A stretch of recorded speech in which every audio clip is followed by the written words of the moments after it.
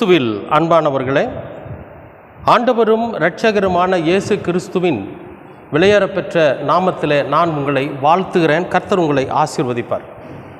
இன்றைய அனுதின உணவிற்காக கர்த்தர் நமக்கு கொடுக்கிற வார்த்தை புலம்பல் 3ஆம் அதிகாரம் 23வது வசனம்.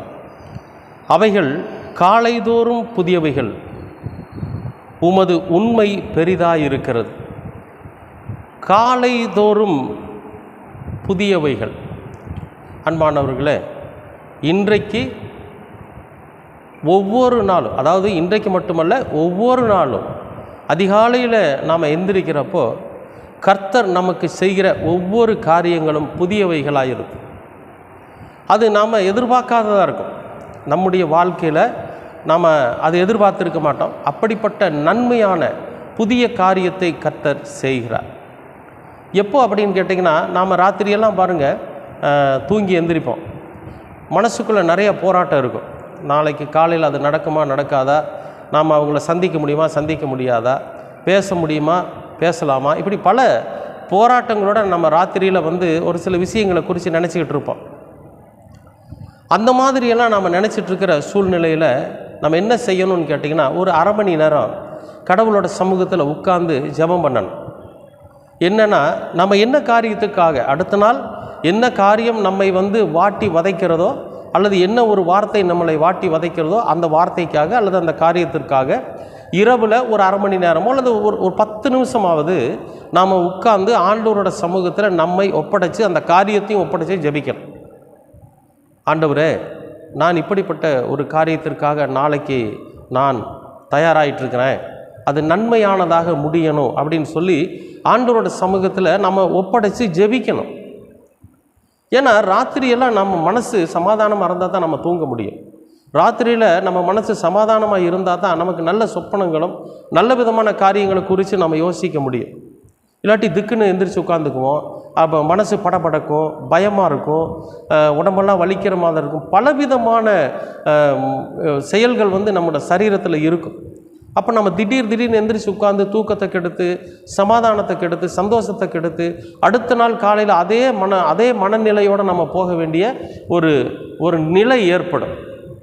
அதனால் நாளைய தினத்தை குறித்து நீங்கள் கவலைப்படாதீங்க.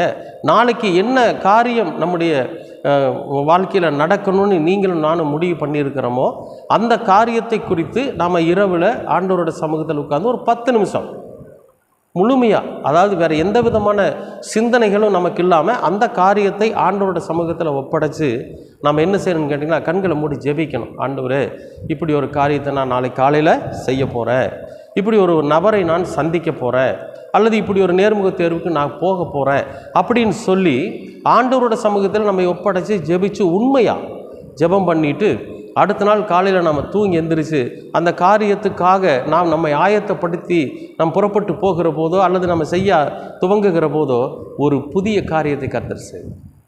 புதுசாக இருக்கும். அது நாம் எதிர்பார்க்காத மாதிரி நாம் என்ன, அதாவது எப்படி நம்ம அதில் வெற்றி அடைய வேண்டும் என்று நாம் எண்ணிக்கொண்டிருந்தோமோ அந்த வெற்றியை புதுவிதமாக கர்த்தர் நமக்கு கொடுக்கும். அன்பானவர்களே, தயவு செஞ்சு நான் என்ன சொல்கிறேன்னு கேட்டிங்கன்னா, நமக்கு மேலே ஒரு ஒரு ஒரு மிகப்பெரிய சக்தி, கடவுள் என்கிற ஒரு சக்தி நமக்கு மேலே இருக்குது. இந்த உலகத்தை உண்டாக்கினவர் அவர்.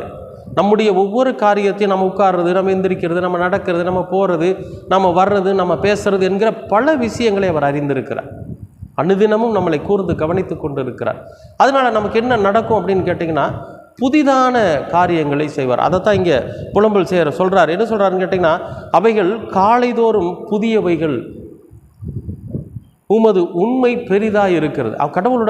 கடவுளோட உண்மையான அந்த ஒரு அன்பு, கடவுளுடைய உண்மையான கிருபை, கடவுளுடைய உண்மையான கிரியை, உண்மையான செயல் எப்படி இருக்குதாமா, ரொம்ப பெரிது மட்டும் இல்லை, அது புதிதாக இருக்குன்னு சொல்கிறார். அன்பானவர்களே, இந்த நாளில் நீங்கள் ஆண்டவருடைய உண்மையை, பெரிதான அந்த உண்மையை நீங்கள் சுதந்திரிக்கிறவர்களாக இந்த நாள் உங்களுக்கு இருக்கும். அது மட்டும் இல்லை, இன்றைக்கு நீங்கள் எதை செய்ய வேண்டும் என்று நீங்கள் விரும்பி இருக்கிறீர்களோ அதில் ஒரு புதிதான ஒரு ஆசீர்வாதத்தை கர்த்தர் கட்டளையிடுவார். இன்றைக்கி நீங்கள் அதை சுதந்திரிக்க போகிறீங்க. கண்டிப்பாக இன்றைக்கு எல்லாம் உங்களுடைய வாழ்க்கையில் புதியவைகளாக இருக்கும். இன்றைக்கு எல்லாமே உங்களுடைய வாழ்க்கையில் பெரியதாக இருக்கும். ஏன்னா நம்முடைய ஆண்டவர் சொல்லிட்டாரு, எல்லாம் இந்த நாளிலே உங்களுக்கு புதியவைகளாய், புதியதொரு ஆசீர்வாதமாய், புதியதொரு கிருபையாய் இருக்க போகிறது. நீங்கள் சுதந்திரிக்க போகிறீர்கள். ஜெபிக்கலாமா? அன்பின் பரலோக பிதாவே, அருமையான நல்ல இந்த அனுதின உணவிற்காக நன்றி.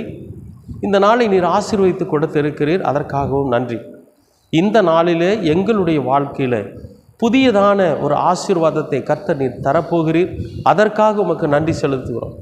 உம்முடைய உண்மையை எங்களுடைய வாழ்க்கையில் பெரிதாக நீங்கள் காண்பிக்க போகிறீர், அதற்காக உமக்கு நன்றி. ஒவ்வொரு நாளும் எங்களுடைய வாழ்க்கையில் புதிய புதிய ஆசீர்வாதத்தை கர்த்தர் கட்டளையிடுகிறீர், அதற்காகவும் உமக்கு நன்றி செலுத்துகிறோம். உமது திருக்குமாரனாம் இயேசு கிறிஸ்துவின் வழியாய் கேட்கிறோம் நல்ல பிதாவே. ஆமேன், ஆமேன்.